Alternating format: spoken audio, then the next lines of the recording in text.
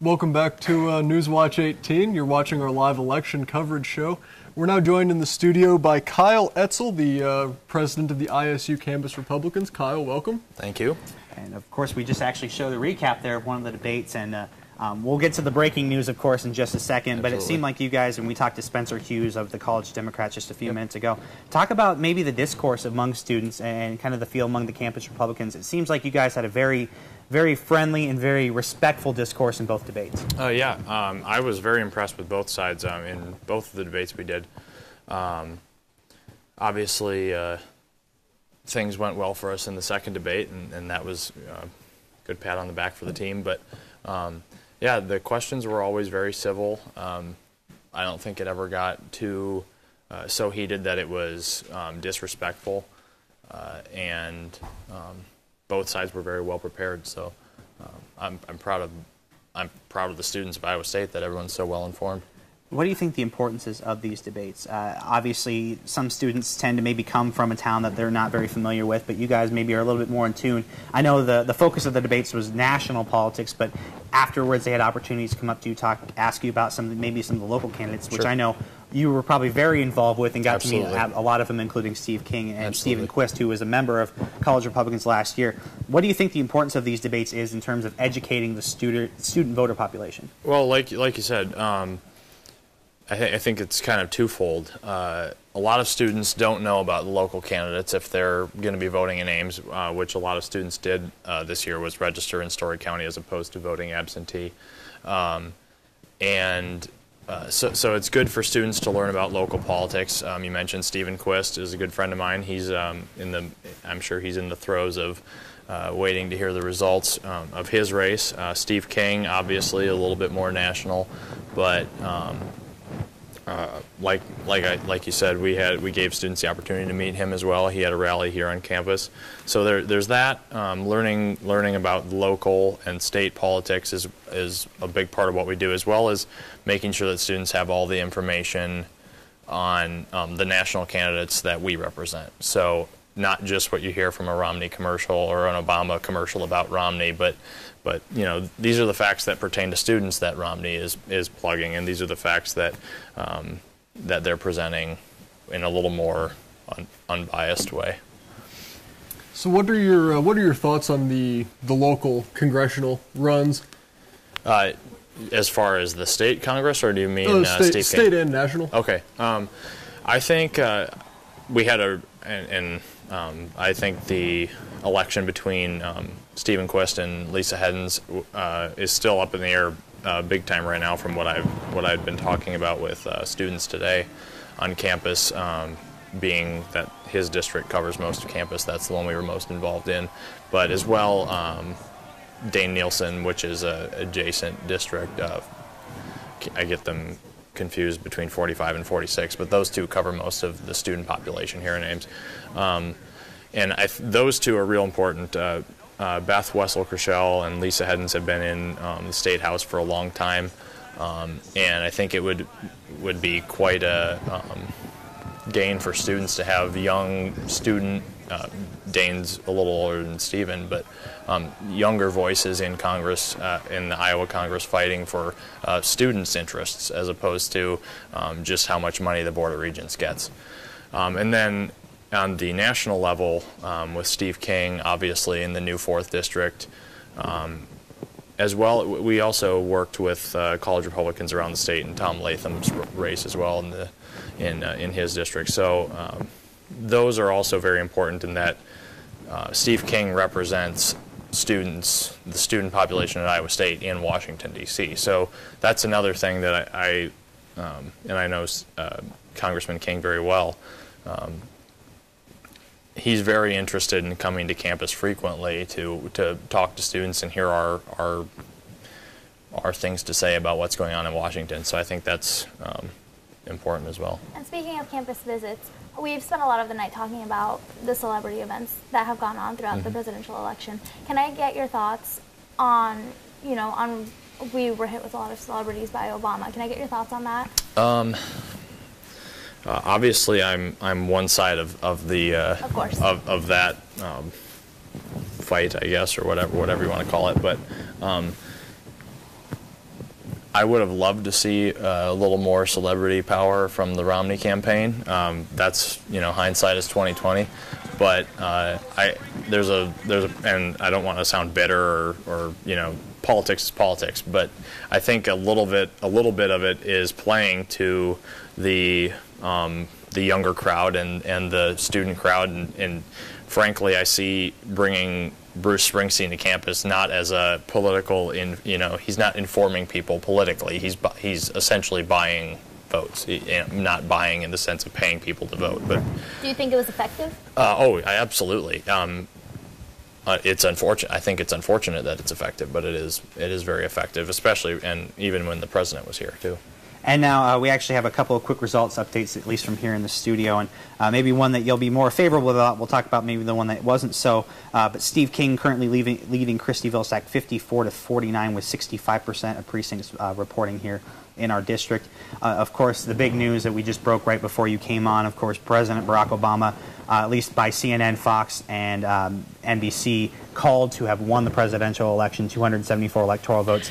Kind of, I guess, not necessarily a happy moment for you probably, but also at the same time, just talk about a lot of the work that went into your campaign and maybe why President Obama ended up winning, if you have that kind of knowledge, I suppose. Okay, well, I'll start with Steve King. I saw that one coming a mile away. I've been to several of the King-Vilsack debates, and it's almost a pity how poorly prepared she was for some of the debates between the two of them. She's by all accounts, she's a very very nice lady, and she has a lot of experience teaching and things like that. But when she goes up against a man who's I think represents the people of the 4th District in every way. He's a small businessman. He's endorsed by all of the 60 or some ag groups and renewable energy groups. He represents the people of the 4th District of Iowa, and she does not. She moved to Ames to run against Steve King. So that's that. I'm not surprised by that at all, and I look forward to shaking Congressman King's hand and congratulating him. The presidential election, it's been a long night. I was very optimistic this morning. I'm not going to give it to him yet. I think Ohio and Virginia, North Carolina, Florida, and maybe you have more recent numbers than when I stepped in, but I think Florida perhaps we can call, but the others are still extremely close, within 50,000 votes in all of those states, and not even 75% reporting at last I saw. And really, this has been a problem, at least in 2000, and I know we talked about this earlier, with these news organizations calling states early. Now, if Obama ends up taking quite a few more, there's still quite a few electoral votes left out there on the table for both candidates to get. Do you feel that maybe a recount could happen, especially when Florida was really 50-50 up until about 75-80% of that vote? Same goes in Ohio. Iowa seems to be a little bit, I think, less close than maybe a lot of pundits had predicted. But really, do you think maybe a recount could happen, or do you think maybe if Obama ends up taking quite a few more, that it really is going to be, don't want to call it the end, but right, really going to end this race?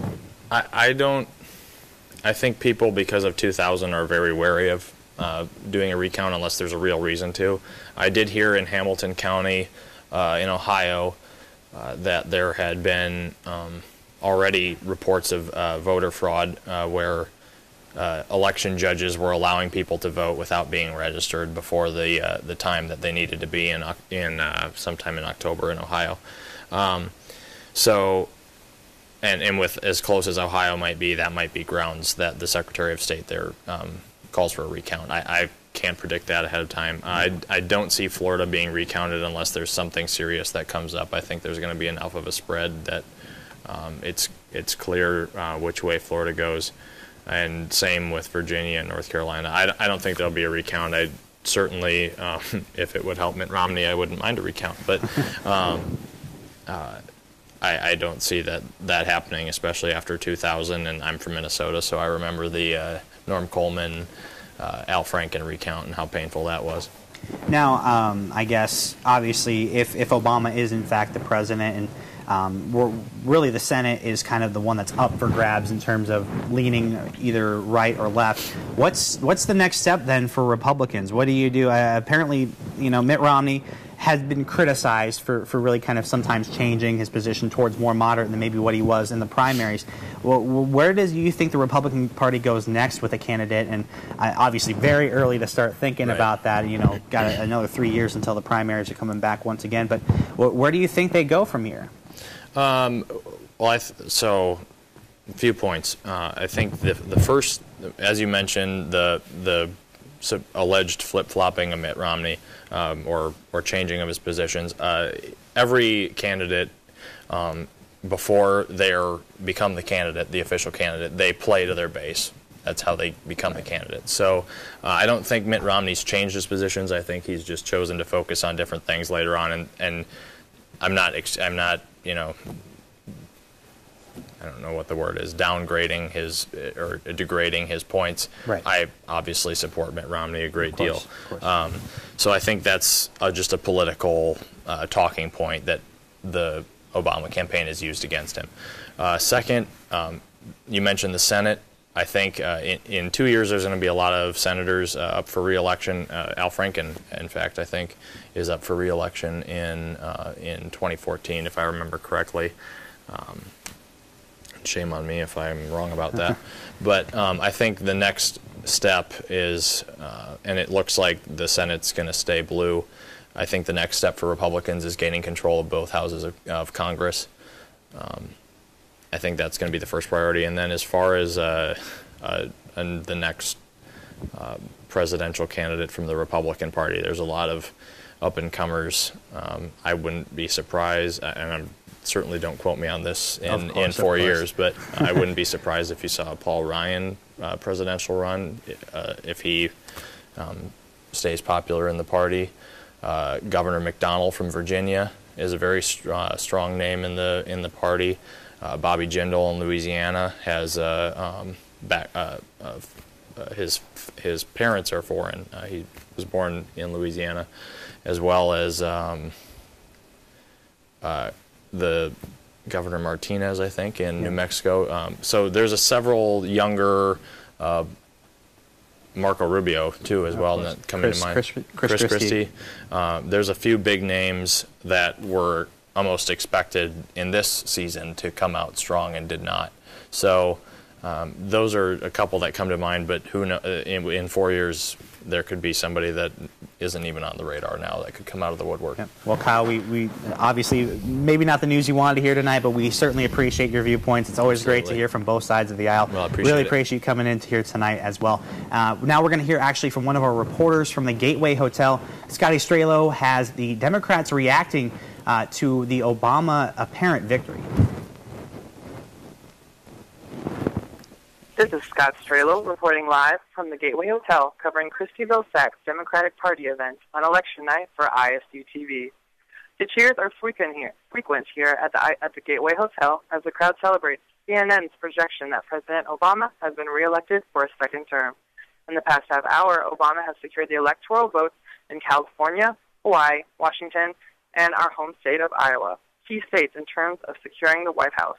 Reports have not yet confirmed the status of Christy Vilsack's chance at a congressional term, but CNN also reports that the Democrats will keep control of the Senate with a number of 48 to 42.